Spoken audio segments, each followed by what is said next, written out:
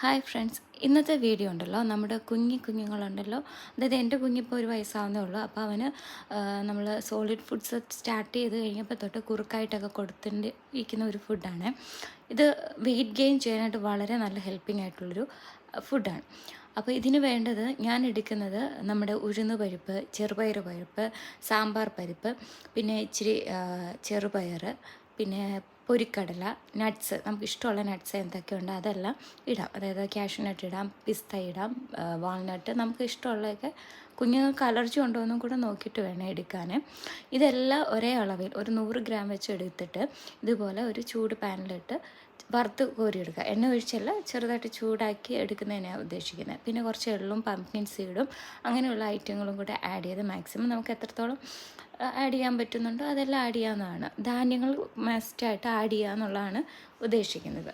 എന്നിട്ട് ഇത് മിക്സിയിലിട്ട് അടിച്ചെടുക്കണം. നട്ട്സ് മാത്രമായിട്ട് എടുക്കരുത്, എല്ലാ ധാന്യങ്ങളും എടുത്ത് വേണം മിക്സ് ചെയ്യാൻ. അല്ലെങ്കിൽ കാഷ്യൂനട്ടൊക്കെ ഓയിലുള്ളതുകൊണ്ട് അത് കട്ടയായിപ്പോവും, ക്രീമി സ്ട്രക്ചറിൽ പോവും. അതുകൊണ്ട് എല്ലാം മിക്സാക്കി വേണം അരച്ചെടുക്കാൻ. എന്നിട്ടൊരു അരിച്ചും കൂടെ ഇങ്ങനെ എടുത്തിട്ട് ചെറുതായിട്ട് ചൂടാക്കി കണ്ടെയ്നർ സൂക്ഷിക്കാം.